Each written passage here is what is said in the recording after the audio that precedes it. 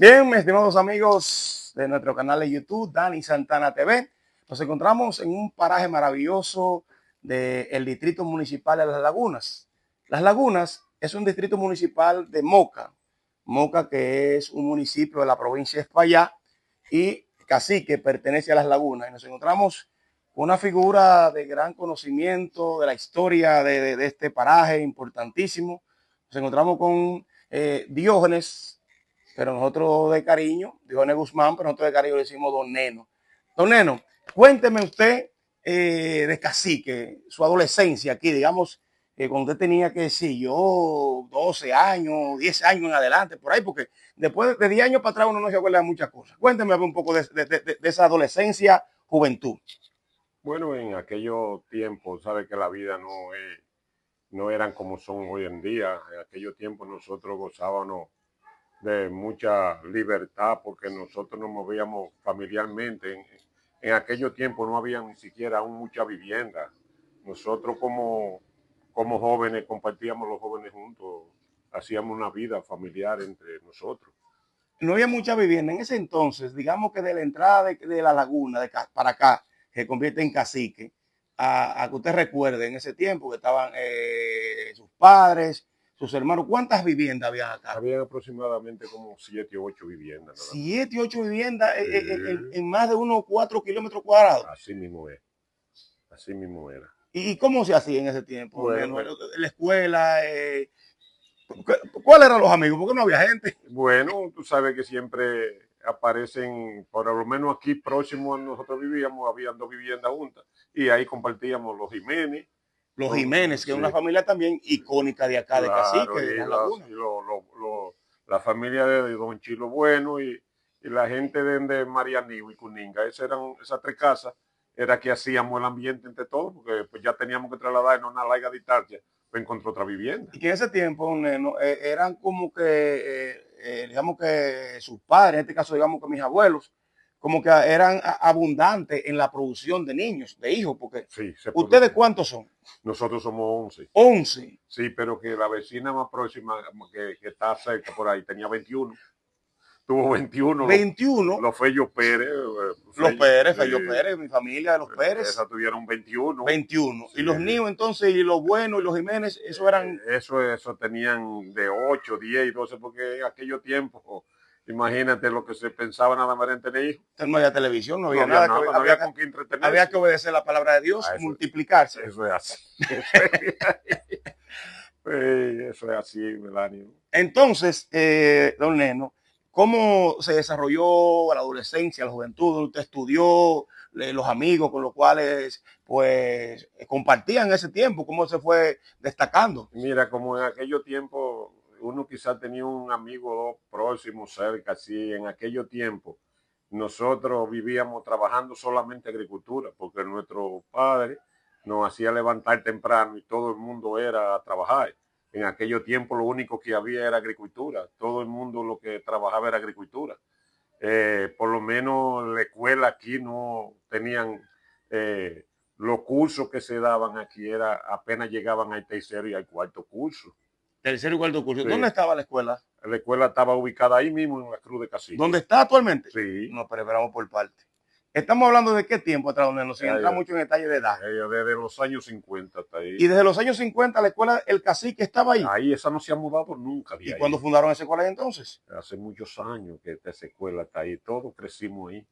Wow. Todos crecimos ahí. Ahí en esa escuela era la madre de toda esta comunidad, porque fíjate, La Laguna, que es un distrito municipal hoy, ni siquiera un liceo había. No había un liceo en La Laguna. No, escuela, en los últimos años ahora es que hay liceo. Y los muchachos en aquellos tiempos quizás podíamos llegar al tercer y cuarto curso y luego de ahí era analizando, pensando, no había zona franca. Es más, en la línea recta nosotros era hacernos jóvenes para coger para la guardia. Jóvenes para coger para la Para guardia. la guardia. Pero antes en esa adolescencia, que en el campo se utiliza que hay que trabajar de temprano, ¿usted a qué se dedicaba? A la Dentro de la agricultura. escuela, ¿qué tipo de agricultura entonces? Bueno, trabajando, nosotros vivíamos en los conucos, sembrando plátano, yuca, batata, todo lo que se trata de la agricultura. Pero nosotros que hacíamos que trabajábamos la hierba. Trabajaban las Sí, tierras. la tierra, trabajábamos la tierra para poder que produciera buenos frutos, que no se podían dejar que la maleza la cubriera, porque entonces no iba a dar buenos Exacto. frutos. Entonces, usted hablaba que el futuro promisorio de la juventud de esa época era la guardia. Exactamente. Todavía usted estuvo bajo el régimen de Trujillo, ¿verdad? No, No, ya yo ingresé en los tiempos del doctor Joaquín Balaguer. del doctor Joaquín Balaguer. En Pero aquellos, para cuando Trujillo usted había nacido. sí, yo nací en 56, en Y Trujillo, 54, en 54. entonces usted tenía unos 6 11 años, años. 6 años cuando No, matan no, a sí, Trujillo. Trujillo murió en el 61. 6 años, Seis yo años, tenía ok. 6 Usted años. no vivió una historia así con Trujillo. Pero en aquellos tiempos, cuando se decía que había un enganche para la fila del ejército, las comunidades quedaban sin jóvenes. Quedaban sin jóvenes. Sí. Esa era la esperanza de que el joven tenía como sueño la guardia. Esa no era nuestra mentalidad. ¿Por qué? Porque uno veía que los guardias en aquellos tiempos andaban bien vestidos, andaban bien calzados, andaban de una forma que la cual que nuestros padres quisieran, no había la posibilidad porque la situación en aquellos tiempos era difícil. La juventud de hoy tiene un privilegio que tiene de todo. Eso es correcto. A nosotros en aquellos tiempos era difícil hasta para comer un pan, porque hasta para usted comprarlo en el colmado tenía que hacer un traslado lejísimo para poderlo conseguir. En esa parte que no volamos, ¿dónde estaba ubicado el colmado de esa época? Aquí en El Cacique? colmado estaba allá arriba en la cruz. En la Cruz. En la Cruz. La Cruz viene siendo, don Neno, como el lugar icónico, digamos, como el downtown de Estados Unidos. Así mismo. De que hay de Estados Unidos, Manhattan, que es donde se centraliza toda la diversión. Ahí se reunía todo el mundo. Y los domingos la gente se divertía un rato con un radio que había ahí. Ponían unos merengues y la gente cogía para allá. Ok, ese era el centro de atracción de Cacique, la Cruz de Cacique. Ese era el centro. Ok, entonces usted, ¿a qué edad usted ingresa a la guardia? ¿Cómo se da el proceso? Bueno, en el año 1974 yo ingresé a la fila del ejército. ¿Usted ingresa soltero? Sí, yo, de muchacho, yo estaba soltero, la juventud nos reunimos todos y nos fuimos para allá y ingresamos al ejército. Luego, allá, yo cuando tenía 6 meses en el ejército me trasladaron al 6º batallón de cazadores de Constanza, que eso era para hombres. Ok. Eso era para hombres, ya había el general Héctor García Tejada y el mayor Trinidad Medina, que eso eran como hombres. Entonces, ¿cuál fue su experiencia en la guardia? Usted ingresó a la guardia, salió, como dicen, como guardia pelapapa. ¿Cómo se da? Sí, cuando yo salí de allá, yo cuando vi la situación en el ejército y que uno, por lo menos el salario que uno ganaba era muy poco, y una vez me desencanté mucho de estar en el ejército, porque el doctor Joaquín Balaguer le dijo al mayor general Enrique Pérez y Pérez, mayor general Enrique Pérez y Pérez, que había que aumentarle el salario a los guardias porque era muy poco, y él le dijo, eso lo supimos todos los guardias, que si le aumentaba el salario a los guardias no iba a quedar ahí un guardia, porque a los guardias había que mantenerlo así para que pudieran mantenerse en el ejército. Es decir, mantenerlo en mala todo el tiempo, que usted no tuviera mantener un guardia en mala era la forma de que se quedara en el ejército. De que se quedara en el ejército, que usted no podía salir. Si en dado siempre caso, estaba deudado. Había tenido, por ejemplo, un buen salario, ¿se iba? Oh, claramente. ¿Y quién aguanta ese fuerte?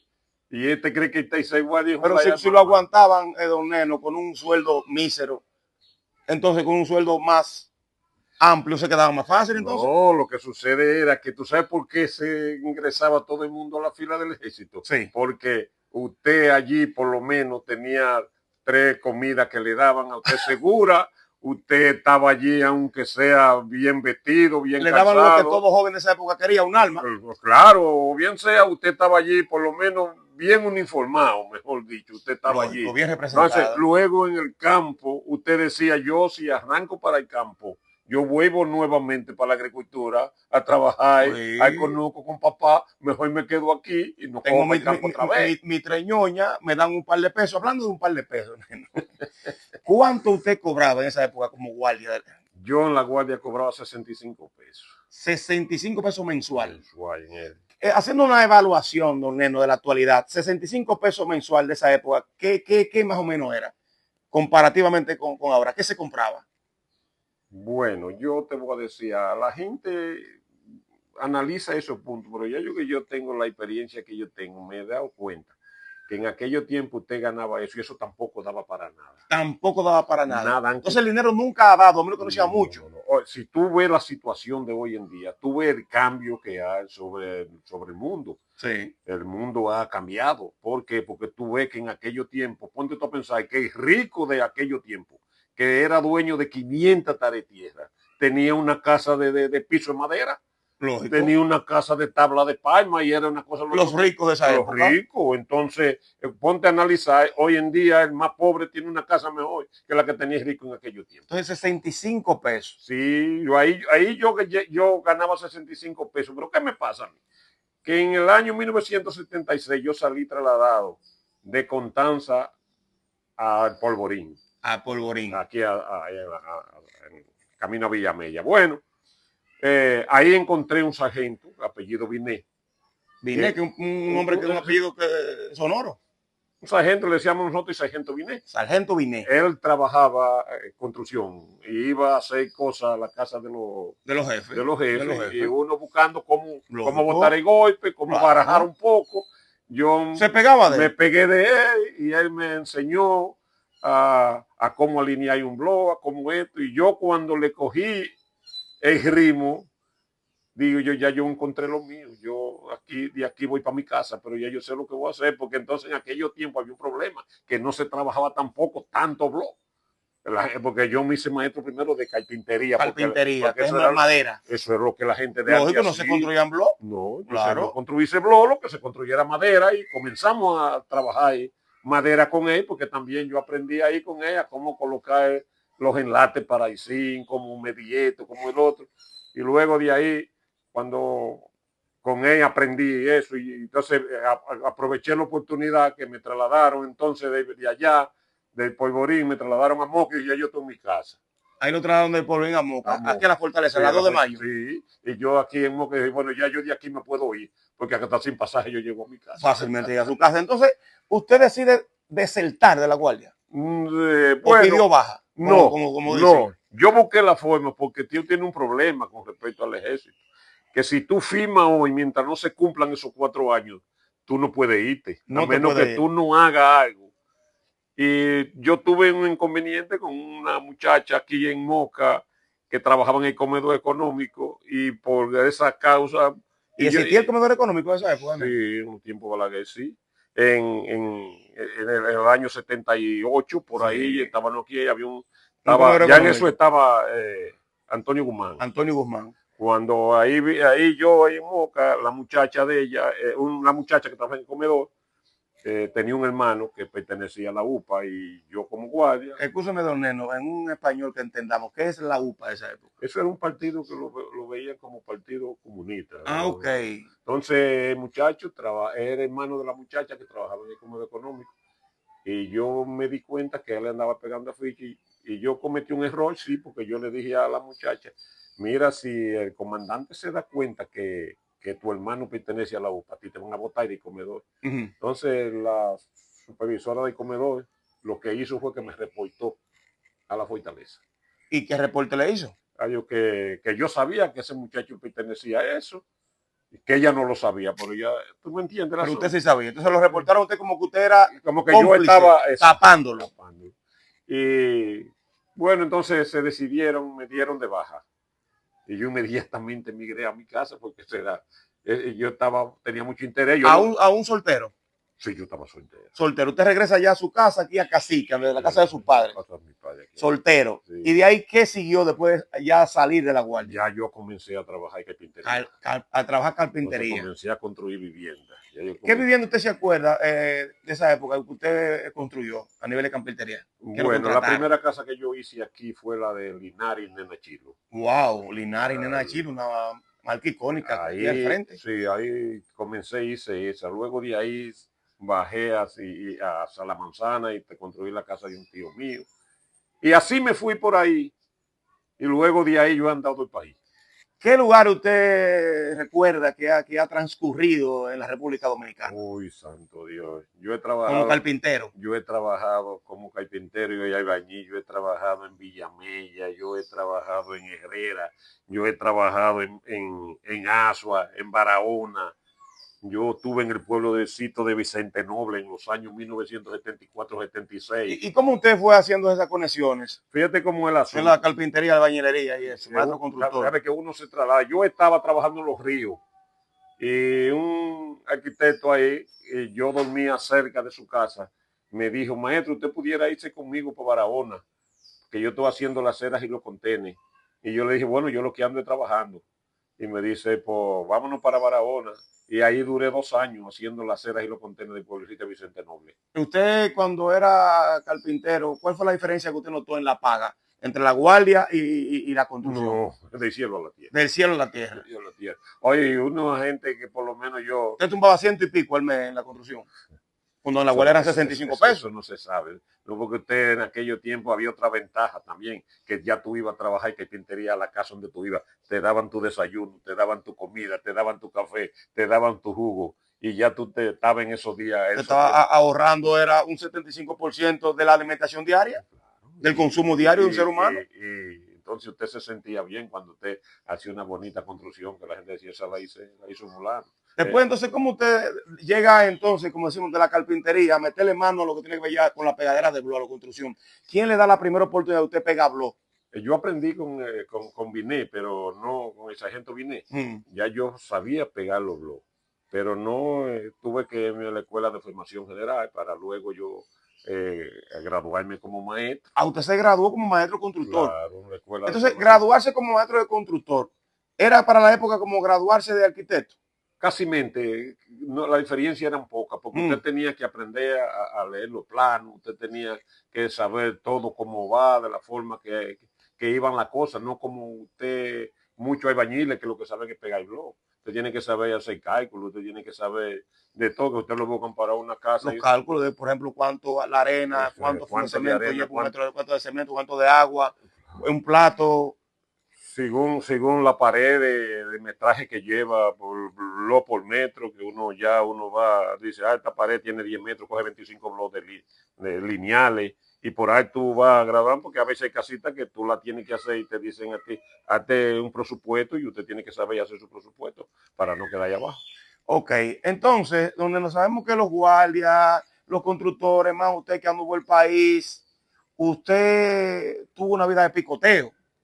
Sí. Tragos, mujeres, porque es que como dicen de los guardias, que donde quiera que van dejan un enganche. Oye, muchacho, yo te voy a decir una cosa. Hay que entender, señores, que don Neno es un hombre casado, es cristiano, 4 hijos, vamos ahorita para allá, pero estamos hablando de la historia de él, el pasado, porque después la doña no se moleste por eso. Entonces usted era un... No, yo viví una vida como vive todo hombre matador del mundo que no conoce a Dios. Perfecto. ¿Cuál era esa vida usted vivía? La vida, muchos romos, muchas mujeres, muchos amigos, mucho de todo. Yo pensé que el mundo era chiquito para mí. Ok. Porque uno vivía una vida así, pero luego tuve un encuentro. No, pero vamos para allá ahora, para el encuentro con Dios, que es la historia que queremos que el público pues disfrute y sepa que Dios es capaz de transformar la vida de un ser humano. Usted, en esa época, usted anduvo, hizo aquello, de todo hizo de todo lo que se puede hacer, porque es la vida de los guardias, la vida de los maestros constructores.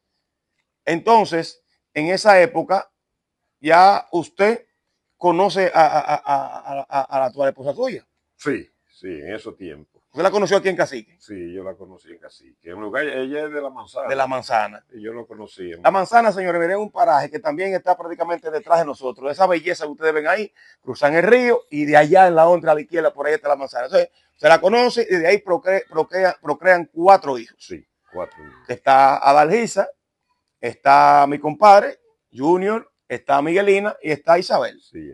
Está doña Fina. Entonces, usted tiene ese encuentro con el Señor luego ya usted haber tenido sus 4 hijos. Sí, ya cuando yo tuve esos 4 muchachos, los hijos míos caminaron hacia el Evangelio. Y en ese tiempo del vivir, del andar, ¿qué música era que disfrutaban ustedes bajo el romo, bajo los trabajos? Bueno, tú sabes que en aquellos tiempos el que más brillaba en aquellos tiempos era Leonardo Paniagua. Leonardo Paniagua en ese tiempo, en el 82. Sí, en esos tiempos de uno, eran los tiempos de Paniagua, Ramón Cordero, Luis Seguro, Marino Pérez, y que Eladio Romero Santos. Eladio Romero Santos. Eran esa gente y uno donde quiera que estaba, no había música como hoy en día.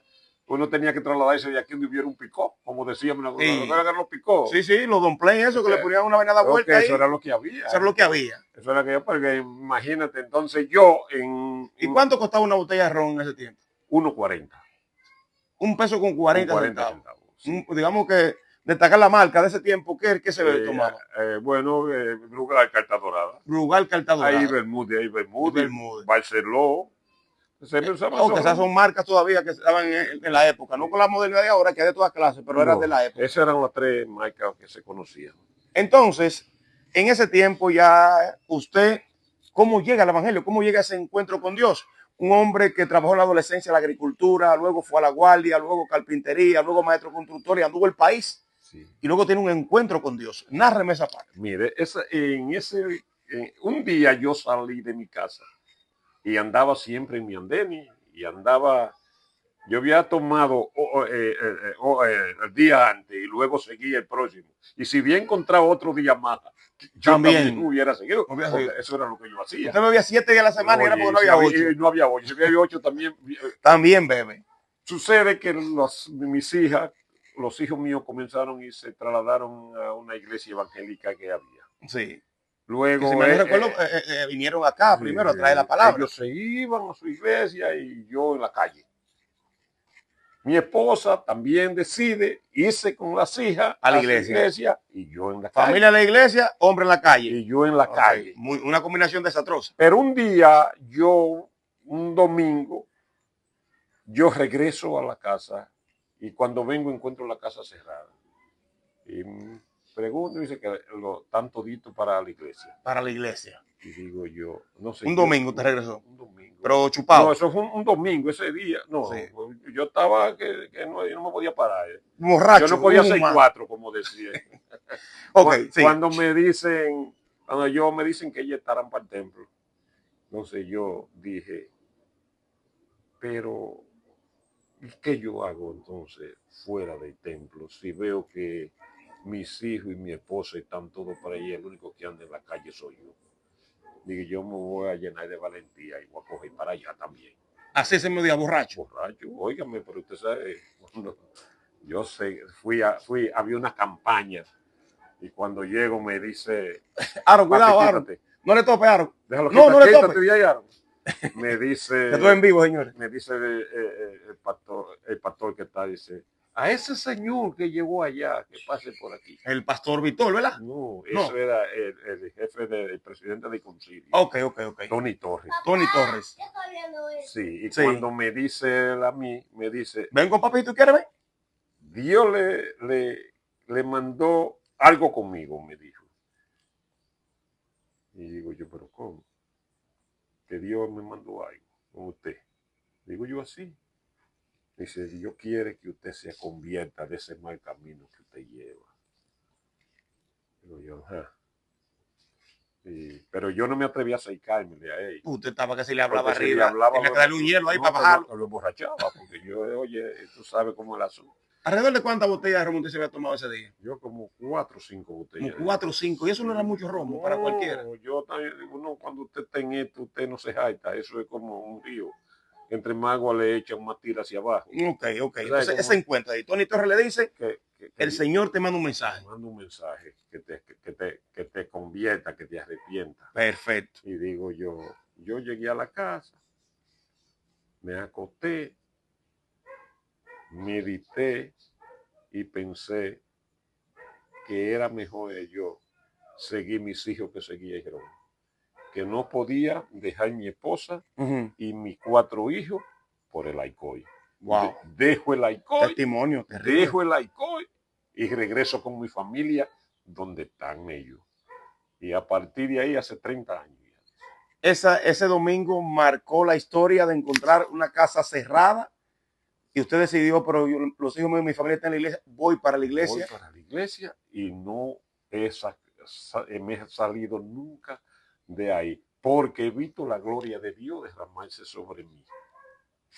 Yo cuando no conocía a Dios, yo era un infeliz. Con dinero, siendo pobre.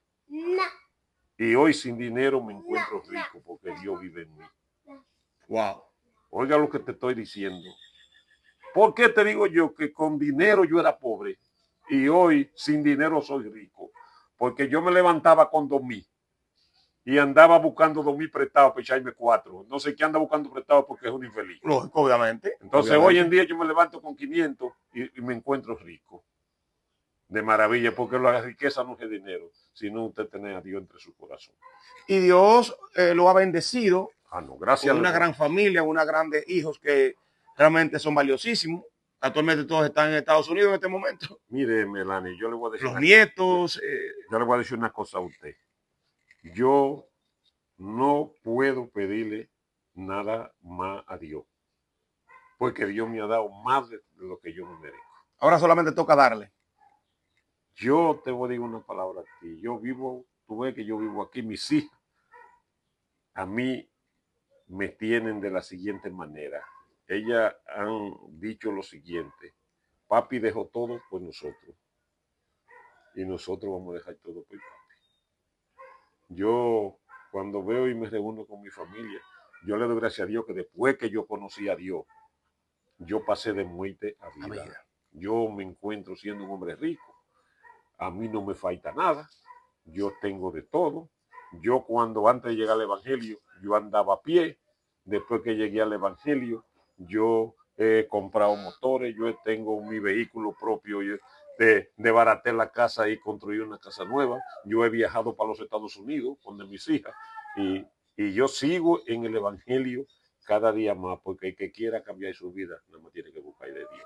Don Neno, solamente nos queda felicitarle, Gracias. agradecerle este tiempo y conocer esta historia. Quiero que nos despidamos de esta entrevista con que usted le dé un mensaje a esa juventud con todas las cosas que están pasando en la actualidad en la humanidad. El mundo padece, la situación se pone cada día más difícil, la delincuencia, recientemente lo ocurrido en la República Dominicana con esta tragedia del Jet Set. ¿Cuál es el mensaje que usted, un hombre de experiencia, que vivió el mundo completo, de punta a punta, como dicen, y ahora 30 años en el Evangelio, viviendo una vida completamente diferente? Un mensaje final para ellos. De ellos, que busquen de Dios, que busquen y se acerquen a Dios, que oigan la voz de Dios, porque Dios es el único, y en el único que hay salvación es en Cristo. Usted vive bien cuando lleva a Cristo a su corazón. Yo le aconsejo a la juventud que oigan el mensaje de la palabra de Dios, que se acerquen más a Dios, que el mundo lo ofrece todo, pero en el fondo no tiene nada, sino problemas para la juventud.